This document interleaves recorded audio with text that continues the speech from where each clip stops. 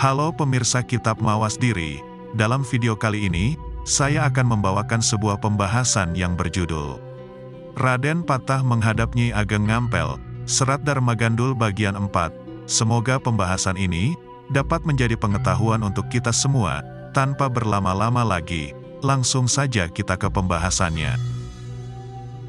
Lantas Nyi Ageng Ngampel berkata lagi, "Cucuku, dengarkanlah.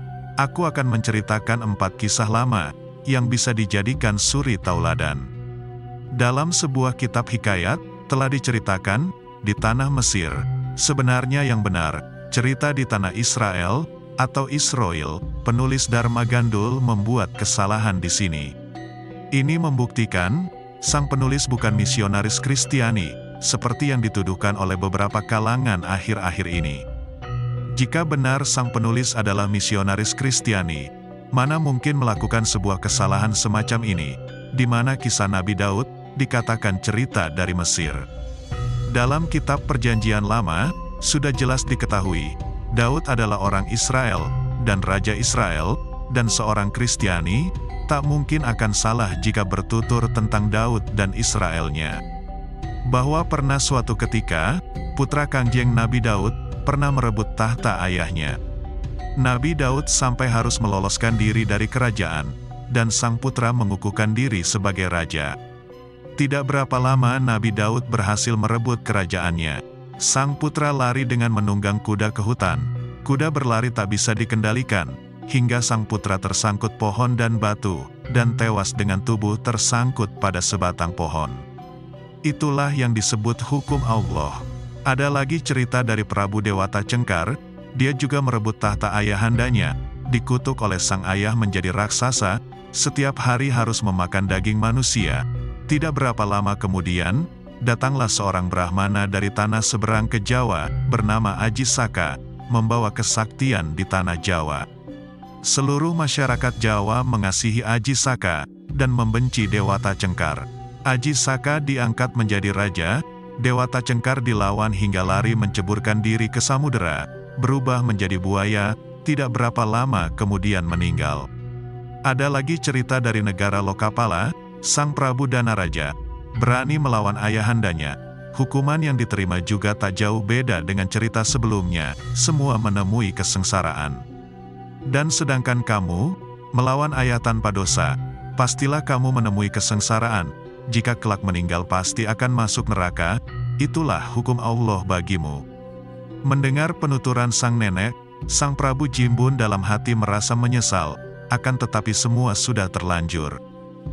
Nyi Ageng Ngampel masih meneruskan penuturannya, "Ketahuilah, dirimu itu diperalat oleh para ulama dan para bupati, mengapa kamu menurut saja?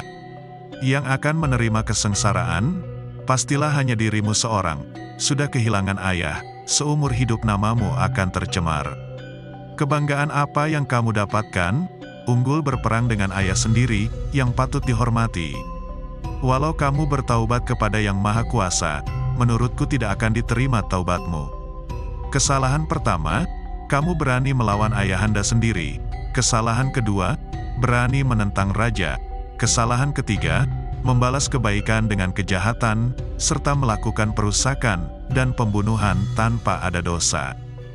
Ingat, Adipati Pranaraga, Batara Katong, dan Dipati Pengging, tidak akan mungkin bisa menerima kehancuran Majapahit. Pasti mereka akan membela ayah mereka. Menghadapi hal itu saja sudah sangat berat buatmu." Banyak lagi penuturan Nyi Ageng kepada Prabu Jimbun. Sesudah sang Prabu selesai dinasehati, lantas disuruh pulang ke Demak, serta disuruh mencari kemana perginya ayahandanya. Jika sudah ditemukan supaya diminta pulang kembali ke Majapahit, sebelumnya diminta mampir ke Ngampel Gading. Akan tetapi jika tidak berkenan, tidak boleh dipaksa, sebab jikalau sampai membuat kemarahan beliau lagi, dan sampai mengeluarkan kutuk, pasti akan terjadi kutukan itu. Sesampainya di Demak, sang Prabu Jimbun melihat seluruh prajuritnya, tengah bersukacita, dan bersenang-senang, merayakan kemenangan.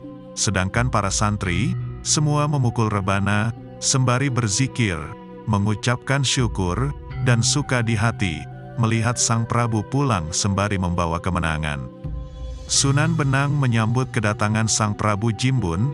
Sang Raja lantas melaporkan kepada Sunan Benang bahwa Majapahit sudah bisa dijebol, seluruh kitab-kitab Buddha sudah dibakar semua, serta melaporkan bahwasanya ayahandanya, berikut Raden Gugur lolos dari istana, sedangkan Patih Majapahit tewas di tengah medan peperangan.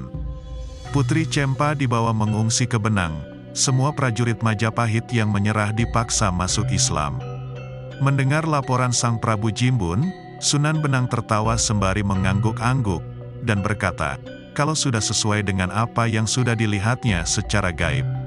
Sang Prabu berkata lagi, sebelum pulang ke Demak, menyempatkan mampir ke Ngampel Denta, sowan kepada Eyang Nyi Ageng Ngampel, melaporkan kepada beliau, jika baru saja berhasil menjebol Majapahit, dan meminta restu untuk menjadi raja. Akan tetapi, di Ngampel malah dimarahi habis-habisan, karena menurut beliau, dirinya tidak bisa melihat kebaikan Sang Prabu Brawijaya. Sesudah itu, diutus oleh beliau, agar mencari jejak kepergian ayahandanya, semua yang diucapkan Nyi Ageng Ngampel dihaturkan semua kepada Sunan Benang. Sesudah mendengar penuturan Sang Raja, di dalam hati Sunan Benang merasa menyesal, menyadari kesalahannya, di mana dirinya tidak mengingat semua kebaikan Sang Prabu Brawijaya yang telah diberikan kepadanya. Akan tetapi perasaan sesal itu segera ditepis dengan ucapan, bahwasanya tindakan menjebol Majapahit itu sudah benar, karena Sang Prabu Brawijaya dan Patih tidak mau memeluk agama Islam. Sunan Benang lantas berkata, bahwasanya seluruh penuturan Nyi Ageng Ngampel tidak perlu dirisaukan, sebab akal seorang wanita itu pasti kurang sempurna dibandingkan dengan akal pria. Lebih baik usaha menjebol Majapahit terus dilanjutkan. Jikalau Prabu Jimbun menuruti nasihat Nyi Ageng Ngampel Denta, Sunan Benang memutuskan hendak pulang ke Arab. Prabu Jimbun berkata kepada Sunan Benang, bahwasanya jikalau tidak menuruti perintah Nyi Ngampel, pastinya akan mendapatkan kutuk yang tidak baik, oleh karenanya dirinya merasa takut. Sunan Benang memberikan jalan keluar kepada Sang Prabu. Jikalau memang Sang Prabu Brawijaya diusahakan kembali ke Majapahit, maka Sang Prabu Jimbun harus menghadap dan memohon maaf atas segala kesalahan yang telah dilakukan. Namun jika hendak diangkat kembali menjadi raja, jangan diangkat di Jawa, sebab pastinya akan menjadi penghalang bagi mereka yang hendak memeluk agama Islam. Seyogyanya dikukuhkan sebagai raja di luar Pulau Jawa, di mana saja di wilayah Majapahit asal tidak di Pulau Jawa. Sunan Giri lantas menyambung, dia berpendapat, jalan yang terbaik agar tidak sampai terjadi pertumpahan darah yang berkelanjutan, Sang Prabu Brawijaya, beserta para putra-putra yang masih memiliki kuasa di beberapa daerah, seyogyanya ditenung, disantet saja, membunuh orang kafir itu, tidak ada dosanya. Sunan Benang dan Prabu Jimbun, akhirnya menyetujui pendapat Sunan Giri tersebut. Berganti cerita, perjalanan Sunan Kalijaga, yang tengah berusaha melacak jejak Sang Prabu Brawijaya, hanya didampingi 2 orang murid. Perjalanan mereka terlunta-lunta, setiap desa dimasuki, hanya demi mencari kabar berita. Perjalanan Sunan Kalijaga, sampai di pesisir timur Pulau Jawa, di mana di sanalah Sang Prabu Brawijaya tengah berada. Perjalanan dari Prabu Brawijaya sendiri, sudah sampai di Blambangan. Karena rombongan merasa lelah, lantas beristirahat di samping danau. Pada saat itu, suasana hati Sang Prabu sangat gelap. Yang menghadap di depan beliau, hanya 2 orang abdi terkasih, tak lain adalah Naya Genggong dan Sabda Palon. Kedua abdi ini, terus mencoba menghibur hati Sang Prabu, agar tidak terus larut dalam kesedihan, karena kejadian yang baru dialami. Tidak berapa lama datanglah Sunan Kalijaga, menghaturkan sembah di bawah kaki Sang Prabu. Sang Prabu lantas bertanya kepada Sunan Kalijaga, "Sahid, mengapa kamu ada di sini? Ada perlu apa menguntit perjalananku?" Sunan Kalijaga menjawab, "Sowan hamba ini, diutus oleh putra Paduka, untuk mencari keberadaan Paduka. Jika bertemu dimanapun, agar supaya sembah sujud sang putra dihaturkan kepada Paduka. Memohon maaf atas segala kesalahan yang telah diperbuat, yang telah berani merebut tahta." Disebabkan kebodohan hati seorang muda, yang belum memahami tata krama, terlalu lancang menuruti keinginan hati, agar bisa menjadi seorang raja yang mempunyai banyak wadyabala, dan dihadap oleh banyak bupati. Dan saat ini, putra Paduka telah menyadari segala kekeliruannya, di mana dia yang telah memiliki seorang ayah raja besar, yang telah mengangkat derajatnya, dari orang rendah menjadi seorang adipati Demak, akan tetapi balasannya seperti ini. Saat ini, putra Paduka telah menyadari, setelah Paduka lolos dari istana, dan tidak diketahui lagi keberadaannya, putra Paduka merasa menyesal, dan takut mendapatkan hukuman Tuhan. Oleh karenanya hamba diutus untuk melacak keberadaan Paduka.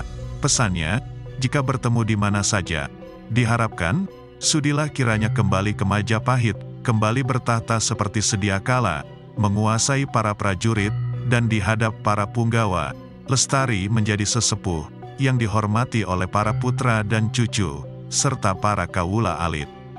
Dihormati dan dimintai restunya, jikalau Paduka berkenan pulang, putra Paduka rela menyerahkan tahta kembali kepada Paduka. Putra Paduka berserah diri hidup dan matinya kepada Paduka. Namun jika diperkenankan, putra Paduka hanya memohon agar dimaafkan segala kesalahannya yang telah dibuat, dan agar diperkenankan tetap menjabat sebagai Adipati Demak, seperti yang sudah-sudah.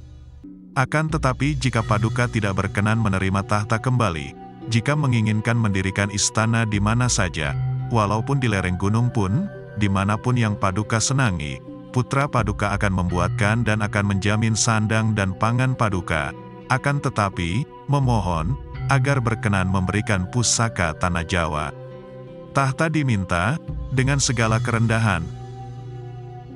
Sang Prabu Brawijaya berkata, telah kudengar semua penuturanmu Sahid, akan tetapi, tidak aku pedulikan lagi, sebab, diriku sudah kapok mendengarkan ucapan para santri, yang mempunyai mata 7 buah, maksudnya banyak akalnya, dan semua mata tersebut, mata yang dilapisi, sehingga tidak terang dan jelas penglihatannya.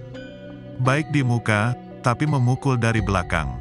Kata-katanya hanya manis di bibir, akan tetapi hatinya penuh dengan debu kotoran, yang dilemparkan ke wajahku, sehingga butalah mataku ini.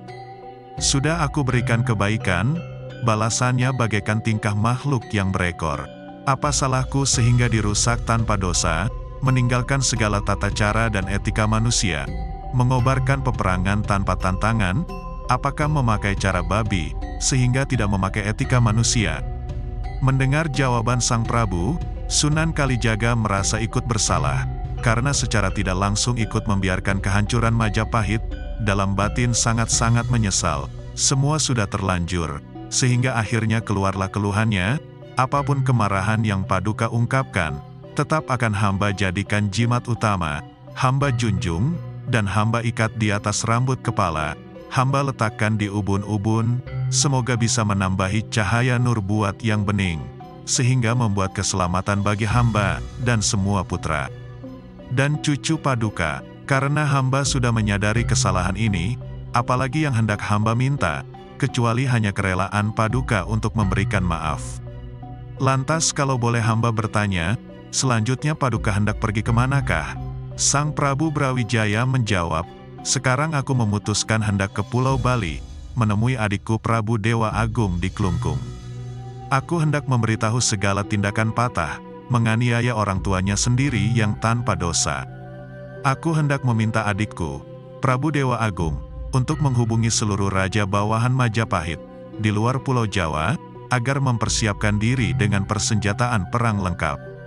Serta aku hendak meminta tolong kepada adikku Prabu Dewa Agung, agar Adipati Palembang diberitahu, jikalau kedua anaknya, sesampainya di Jawa sudah aku angkat sebagai bupati, akan tetapi tidak tahu jalan yang benar, dan berani melawan ayah, dan rajanya sendiri, aku hendak meminta kerelaan Adipati Palembang, untuk merelakan anaknya, Raden Kusen Adipati Terung Pecat Tanda, aku bunuh. Bahkan melalui adikku Prabu Dewa Agung, aku hendak meminta tolong menghubungi Hong Te di China, untuk mengabarkan bahwasanya putrinya yang menjadi istriku, telah melahirkan seorang cucu baginya, Raden Pata Adipati Demak, tapi tidak tahu jalan yang benar, berani melawan ayah dan rajanya, aku juga hendak meminta kerelaan Hongte untuk merelakan cucunya aku bunuh. Tidak hanya itu, aku juga akan mengutus Prabu Dewa Agung untuk menghubungi keraton China, meminta bantuan prajurit dengan persenjataan lengkap, dan segera datang ke Bali, bersiap menggempur Jawa. Pasti Raja China masih memperhatikan nama besarku. Pasti Raja China tidak tega melihat raja yang sudah bungkuk terlunta-lunta seperti aku. Nama besarku pasti akan membuat prajurit China bakal dikirimkan ke Bali. Akan aku kerahkan semua pasukan tadi menyerang tanah Jawa, merebut tahtaku kembali. Sekarang, jika memang harus terjadi perang besar antara ayah melawan anak, aku sudah tidak peduli lagi, sebab diriku selama ini tidak pernah memulai membuat kesalahan. Diriku selama ini tidak pernah meninggalkan tata cara seorang raja bijak. Mendengar kata-kata sang Prabu yang demikian, Sunan Kalijaga tercenung dan berkata dalam hati, "Benarlah apa yang dikatakan oleh Nyi Ageng Ngampel Gading, bahwasanya Eyang Wungkuk, Prabu Brawijaya, masih mempunyai nama besar dan masih punya kuasa. Sungguh tidak melihat diri sendiri, kulit yang sudah keriput punggung yang sudah bungkuk. Jikalau sampai menyeberang ke Pulau Bali, pastilah akan terjadi perang besar, dan dapat dipastikan kekuatan Demak tidak akan bisa menang. Sebab jelas-jelas Demak melakukan kesalahan yang tidak akan menarik simpati negara manapun. Kesalahan pertama, berani melawan ayahanda sendiri. Kesalahan kedua, berani melawan raja, tanpa ada masalah yang jelas. Dan kesalahan ketiga, berani membalas kebaikan dengan kejahatan. Pastilah semua penduduk Jawa, Majapahit, yang belum masuk Islam akan membela raja tua. Mereka akan ikut memperkuat barisan, dan pastilah akan kalah orang Islam, habis binasa dalam peperangan yang bakal terjadi." Akhirnya Sunan Kalijaga pelan berkata, "Duh Paduka yang mulia Kangjeng Sang Prabu. Jikalau seandainya Paduka terlaksana menyeberang ke Bali, terlaksana menggalang kekuatan para raja bawahan Majapahit di luar Jawa, pastilah bakal terjadi perang besar. Apakah Paduka tidak sayang akan kerusakan tanah Jawa kelak? Sudah dapat dipastikan putra Paduka, Raden Patah, yang akan menemui kekalahan. Paduka lantas kembali naik tahta, tak lama kemudian akan turun tahta, karena jelas, Paduka sudah sepuh. Tahta Jawa lantas dikuasai oleh yang bukan keturunan darah Paduka. Bagaikan anjing yang berebut bangkai, anjing yang bertengkar, tak ada yang mengalah, dan binasa kedua-duanya, sedangkan daging yang diperebutkan, akhirnya dimiliki oleh anjing yang lain." Sang Prabu Brawijaya menjawab, "Jikalau memang harus seperti itu kejadiannya nanti, semua aku pasrahkan kepada kehendak Dewa yang Maha Lebih.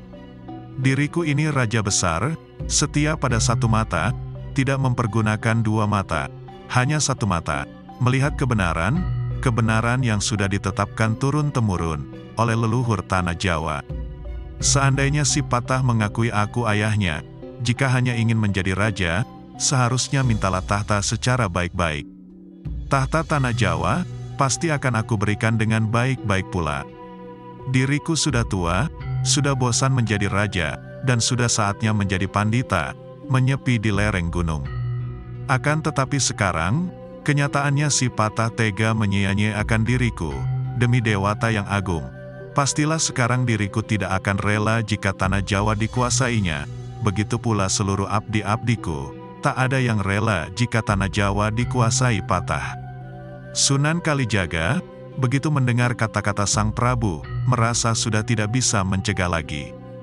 Sontak dia menyembah kaki sang Prabu, kemudian melepas keris yang terselip di pinggang belakang, serta disodorkan kepada sang Prabu, sembari menyatakan, jikalau sang Prabu tidak mendengarkan kata-kata Sunan Kalijaga, Sunan Kalijaga memohon agar sang Prabu berkenan membunuhnya saat itu juga. Sunan Kalijaga merasa malu, jika kelak harus melihat peperangan besar terjadi di Jawa, antara ayah dan anaknya. Melihat apa yang dilakukan oleh Sunan Kalijaga sedemikian itu, hati sang Prabu beku dan teriris, lama tak mampu bersuara. Dada beliau seketika sesak, dan tak terasa menetes air mata Prabu Brawijaya. Bergetar suara sang Prabu, "Sahid, duduklah kembali, sudah akan aku pikirkan kembali kata-kataku, Akan aku renungkan lagi semua ucapanmu, benar atau tidaknya, jujur atau bohong. Sebab aku khawatir apa yang kamu ucapkan semua tadi hanya bohong belaka. Ketahuilah Syahid, jika seandainya aku benar pulang kembali ke Majapahit, lantas si Patah menghadap di hadapanku. Kebenciannya tak mungkin bisa hilang, sebab merasa memiliki ayah orang Buddha kafir kufur. Hanya sesaat dia bisa menghargaiku. Lain hari pasti akan lupa lagi.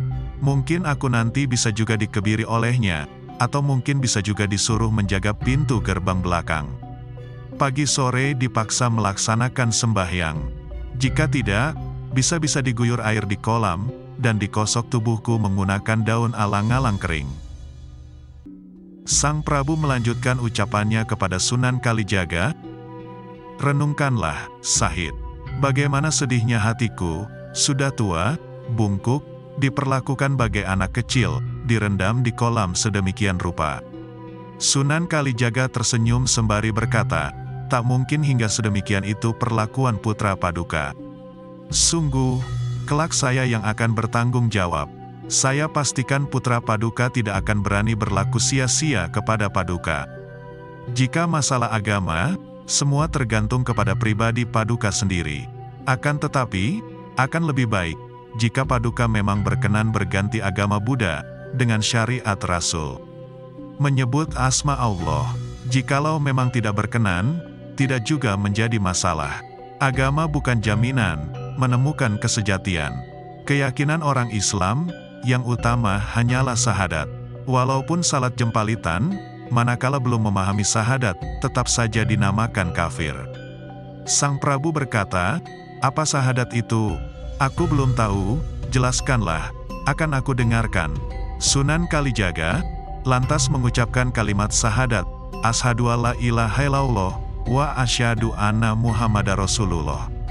Artinya, aku bersaksi, tidak ada Tuhan yang sejati, kecuali Allah. Dan aku bersaksi, Kangjeng Nabi Muhammad adalah utusan Allah.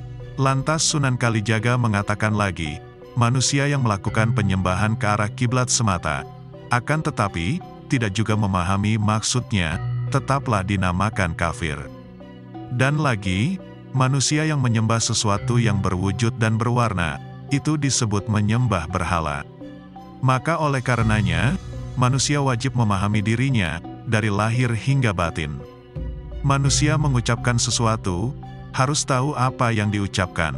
Sesungguhnya yang disebut Nabi Muhammad Rasulullah, Muhammad itu sejatinya adalah bagaikan makam atau kuburan. Badan sejati manusia ini, ruh, ibarat tempat tertanamnya melekatnya segala gejolak batin. Sesungguhnya yang mengucapkan syahadat, adalah menyaksikan dirinya sendiri, ruhnya sendiri sebagai utusan Allah, bukan naik saksi kepada Muhammad yang ada di Arab. Badan manusia ini adalah percikan zat Tuhan. Diibaratkan sebagai kubur, atau makam segala rasa dan gejolak batin. Diri sejati sebagai rasul, utusan, akan dapat dirasakan oleh ruh. Bukan dirasakan bagai merasakan rasa makanan, dan segala rasa pancaindria, akan tetapi, rasa sadar, bahwa diri ini adalah utusan Tuhan. Rasul utusan ini, murni ilahi. Luluh, dari Allah, bisa juga diartikan bagaikan luluh. Seperti lumpur yang luluh. Rasulullah, utusan Allahi, sesungguhnya adalah ilahi, yang diselimuti oleh rasa negatif dan segala yang jelek. Muhammad Rasulullah, ruh adalah utusan Allah. Untuk menyadarinya, pertama-tama, harus memahami apa badan kasar ini. Kedua, memahami segala keinginan, gejolak batin, badan halus. Sudah wajib semua manusia mencermati segala rasa, gejolak batin yang ditimbulkan oleh badan halus. Rasa dan tedi itulah, yang melekati Muhammad Rasulullah, ruh utusan Allah. Oleh karenanya, setiap melakukan salat, orang Islam harus mengawali dengan ucapan usoli, artinya, berniat sungguh-sungguh, untuk mengetahui asal-usul ruh ini. Raga manusia ini, berasal dari bayangan ruh idofi, yaitu Muhammad Rasulullah itu sendiri. Yang dimaksud Rasul adalah, utusan yang harus bisa dirasa, disadari, bahwasanya kita ini utusan sejati. Dari sanalah, benih segala kehidupan akan bisa dicapai dengan kesadaran terbuka. Diawali memahami asyhadu alla, syahadat. Jika tidak memahami apa arti syahadat sesungguhnya, maka tidak sempurna rukun Islam, dan tidak akan mengetahui awal, asal-usul kehidupan kita. Banyak yang dihaturkan oleh Sunan Kalijaga, sehingga Prabu Brawijaya akhirnya tertarik dan berkenan memeluk agama Islam.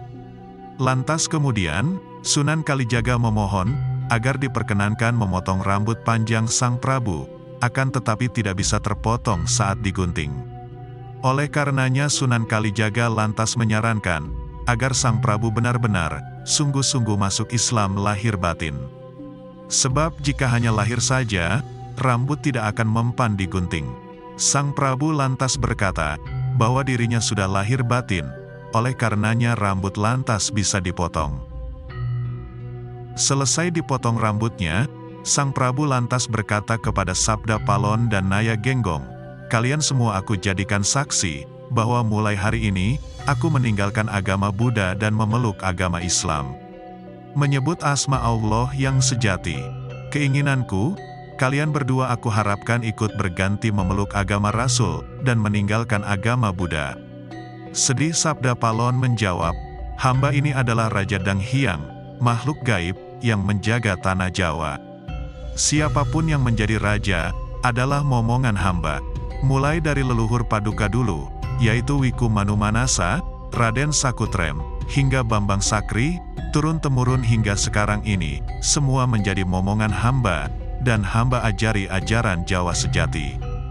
Jika hamba tidur, mampu tidur selama 200 tahun. Selama saya tidur, di Jawa akan banyak terjadi peperangan antar saudara.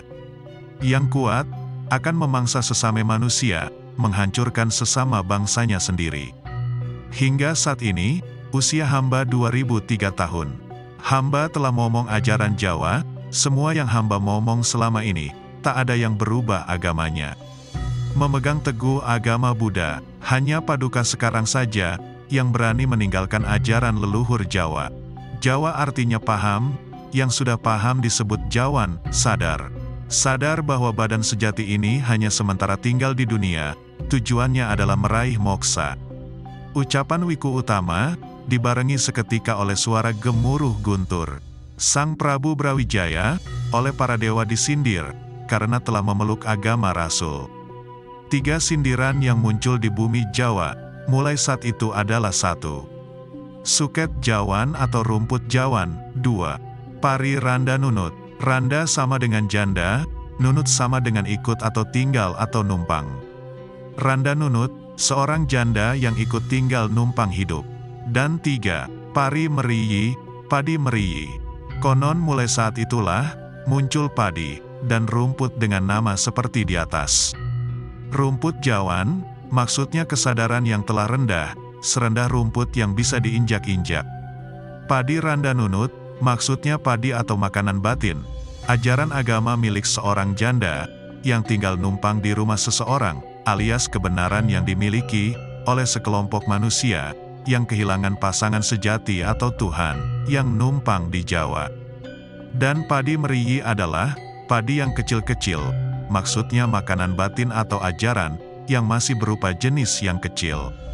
Sang Prabu berkata lagi, "Aku tanya lagi, bagaimana niatanmu, mau atau tidak, meninggalkan agama Buddha, berganti memeluk agama Rasul?"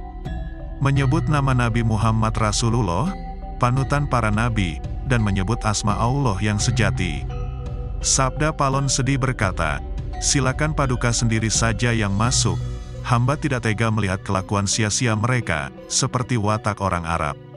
Sia-sia artinya, suka menghukum, menghakimi semua yang berbadan. Jikalau hamba berganti agama, jelas, akan membuat tak berguna tujuan moksa hamba kelak. Yang mengaku paling mulia itu, hanya orang Arab saja, dan diikuti oleh orang Islam semua. Memuji dan meninggikan kelompoknya sendiri. Menurut hamba, lebih baik tidak usah mengurusi atau menghakimi agama lain. Perbuatan semacam itu, suka menghakimi agama lain, hanya akan menunjukkan rendahnya pemahaman diri. Saya tetap menyukai agama lama, tetap suka menyebut Tuhan dengan nama Dewa yang Maha Lebih. Sampai di sini dulu pembahasan kita kali ini, nantikan pembahasan selanjutnya, tetap di channel Kitab Mawas Diri.